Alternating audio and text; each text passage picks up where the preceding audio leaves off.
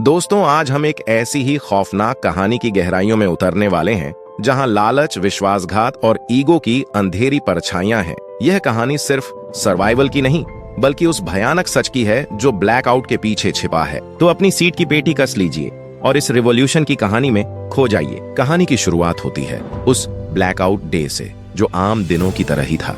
Chicago शहर की रोशनी में नहाए हुए थे, जहां बच्ची चार्ली कार्टून देख रही थी, छोटा डैनी आईपैड पर गेम खेल रहा था और माँ रेचल फोन पर बिजी थी। सब कुछ सामान्य था, लेकिन यह सुकून बस एक पल का मेहमान था। तभी घबराया हुआ पिता बेन घर आता है। वह कहता है, हमारे पास टाइम नहीं है। इससे पहले कि रेचल कुछ समझ पाती, घर की लाइट्स तेजी से टिमटिमाने लगती हैं। बेन का लैपटॉप अचानक कुछ फाइल्स डाउनलोड करता है और 100% होते ही वह एक यूएसबी निकालकर उसे एक छोटे मेटल के लॉकेट में छुपा देता है। वह छोटी सी चीज जिस पर पूरी कहानी टिकी है।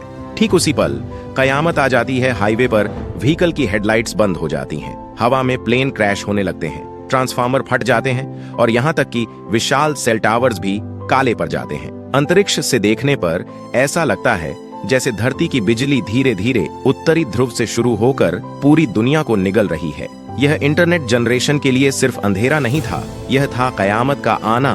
कहानी 15 साल आगे बढ़ जाती है। इस दौरान बिजली वापस नहीं आई। इलेक्ट्रिसिटी से चलने वाली हर चीज, चाहे वह कार इंजन हो, जेट एयरलाइंस या छोटी बैटरी, सब बेकार हो चुकी थी। सभ्यता ढह गई। बड़े पैमाने पर बीमारियां फैलीं, लेकिन दवाइयां नहीं थीं।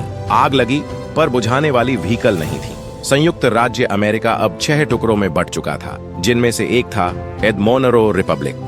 बेन और उसका परिवार अब इस रिपब्लिक के एक शांत गांव में रह रहे थे। बेन की पत्नी रेचल का देहांत हो चुका था और अब वह डॉक्टर मैगी को डेट कर रहा था।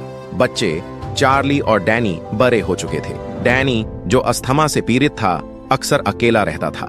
एक दिन चार्ली को जंगल में एक पुरानी वैन के अंदर मिनी फ्रिज दिखता है। उसे याद आता है ब्लैकआउट के बाद उसके माता पिता ने उसे पिघली हुई आइसक्रीम दी थी।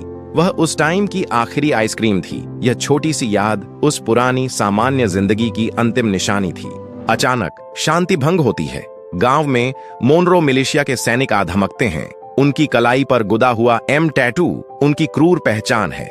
मिलिशिया के captain major Tom Neville Ben से उसका भाई माइल्स के बारे में पूछते हैं। बेन कहता है कि वह 15 साल से माइल्स से नहीं मिला। बेन को कुछ बुरा होने का अंदेशा था। वह तुरंत अपने दोस्त आरोन के पास जाता है और उसे वह लॉकेट सौंपता है और कहता है, चाहे कुछ भी हो जाए, तुम्हें इस लॉकेट को कुछ नहीं होने देना। यह विश्वास का सबसे बड़ा क्षण था। बेन ने अपना सबसे बड़ा राज और उम्मीद अपने दोस्त को सौंप दी।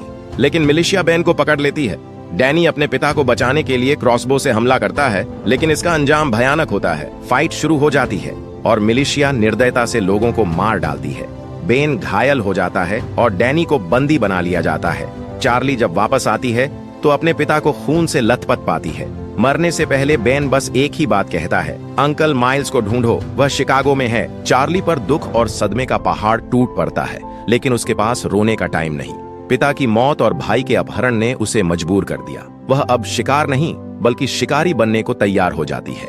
डैनी ने गोली चलाई और उसकी सजा के तौर पर वह किडनैप हो गया। चार्ली, मैगी और आरोन के साथ माइल्स को खोजने निकल पड़ती है। जंगल में पानी लेने के दौरान चार्ली की मुलाकात एक अजनबी लड़के नेट से होती है। ब्लैकआउट के बाद हर अजनबी खतरा था, लेकिन नेट चार्ली को जाने देता है। रात में जब उनका सामना क्रूर स्कैवेंजर से होता है तो मैगी अपनी बुद्धिमानी का इस्तेमाल कर चोरों को व्हिस्की पिलाकर मार डालती है। लेकिन तभी आखिरी चोर चार्ली को मारने की कोशिश करता है और यहाँ हीरो बनकर आता है नेट, जो उसे बचाता है। अगले दिन नेट उनके साथ शिकागो जाने की जिद करता है और मैगी को यह बात बिल्कुल पसंद नहीं आती। उधर बंदी डैनी भागने की कोशिश करता है, लेकिन अस्थमा के दौरे से बेहोश हो जाता है। उसे ग्रेस नाम की एक लड़की बचाती है, जो उसे अपने बेटे का अस्थमा पंप देती है। आखिरकार चारों का ग्रुप शिकागो पहुंचता है। यह मोनरो रिपब्लिक का दिल था, लेकिन यहाँ सड़कें मछुआरों से भरी थीं और गाड़ियां घोड़े की बग्घी बन चुकी थीं।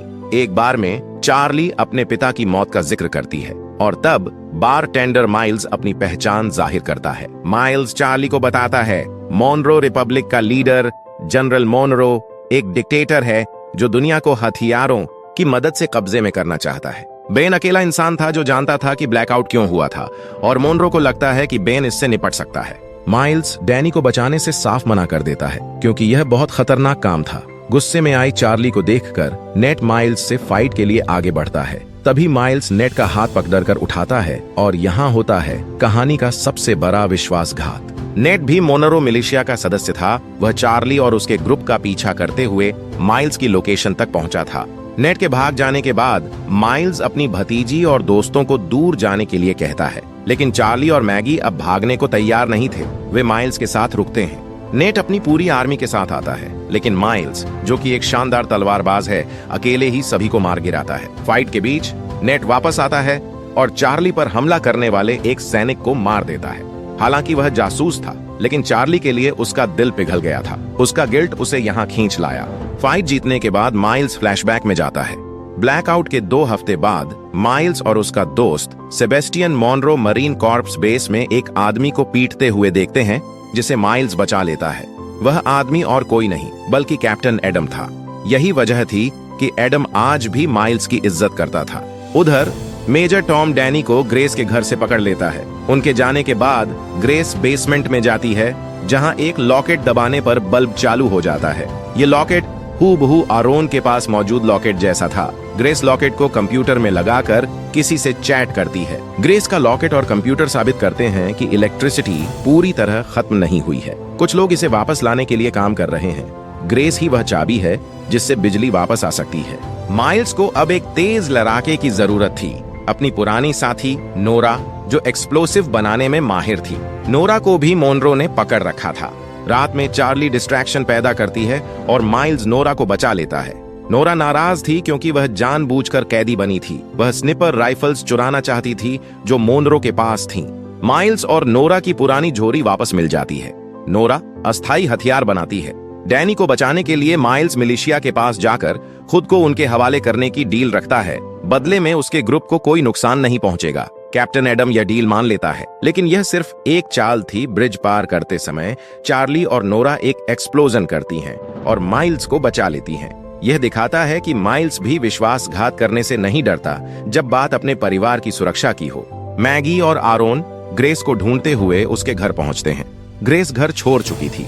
आरोन, जो खुद को गूगल का पूर्व कर्मचारी बताता है, बेसमेंट में ग्रेस का कंप्यूटर देखता है। जब आरोन हार मानकर ऊपर आता है तो उसका लॉकेट चमकने लगता है और मैगी के पुराने मरे हुए आईफोन में गाना बजना शुरू हो जाता है। यह इलेक्ट्रोमैग्नेटिक पल्स को बेअसर करने वाला यंत्र था जिसे बेन ने यूएसबी में छुपाया था। इस लॉकेट में ऊर्जा थी। मैगी सालों बाद अपने बच्चों की तस्वीर देखती है और उम्मीद की एक नई किरण जगमगा उठती है। उधर मोनरो के अड्डे पर जनरल मोनरो अपने हथियारों की नाकामी पर गुस्से में एक आदमी को मार डालता है। फिर वह दूसरे कमरे में जाता है जहां वह अपनी वैज्ञानिक रेचल से मिलता है। बेन की पत्नी चार्ली और डैनी की मां रेचल जिंदा है। मोनरो रेचल को बताता है कि बेन मर चुका है। यह मोनरो का सबसे बड़ा अहंकार था। उसने रेचल को अपने पास रखा, यह जानते हुए कि वह बेन को ब्लैकमेल कर सकता है। ब्लैकआउट महज एक दुर्घटना नहीं थी, यह मोनरो की शैतानी साजिश का हिस्सा था और बेन रेचल इस राज को जानती थी। दोस्तों, यह कहानी सिर्फ बिजली की वापसी की जंग नहीं है। यह उन इंसानों की कहानी है जो अंधेरे में भी उम्मीद की एक छोटी सी लौ जलाए रखते हैं। जनरल मोनरो का पूरी दुनिया पर कब्जा करने का लालच ही इस कयामत की जड़ था। नेट का जासूस बनना और मोनरो का अपने दोस्त माइल्स और उसके परिवार को धोखा देना साबित करता है कि अंधेरे में सबसे बड़ा खतरा इंसान का लालच ही होता है। मोनरो का यह अहंकार कि वह 15 साल बाद भी उस ब्लैकआउट को ठीक कर सकता है, उसे एक डिक्टेटर बनाता है। बेन ने अपनी जान देकर यूएसबी के रूप में भविष्य की चाबी चार्ली के हवाले की। अब चार्ली, माइल्स, नोरा, मैगी और आरोन के साथ मिलकर मोनरो के अंधकार और लालच को चुनौती देने को तैयार है। क्या वे डैनी को बचा पाएंगे? क्या वे रेचल तक पहुंचकर ब्लैकआउट का हमेशा के लिए अंत कर पाएंगे? इस रिवॉल्यूशन की कहानी में जंग अभी बाकी है। अगर आपको यह एक्सप्लेनेशन पसंद आया हो तो वीडियो को लाइक करना और सब्सक्राइब करके बेल आइकॉन दबाना न भूलें, ताकि आप इस सीरीज का नेक्स्ट एपिसोड मिस न कर दें। मिलते हैं अगले कहानी में। जय हिंद।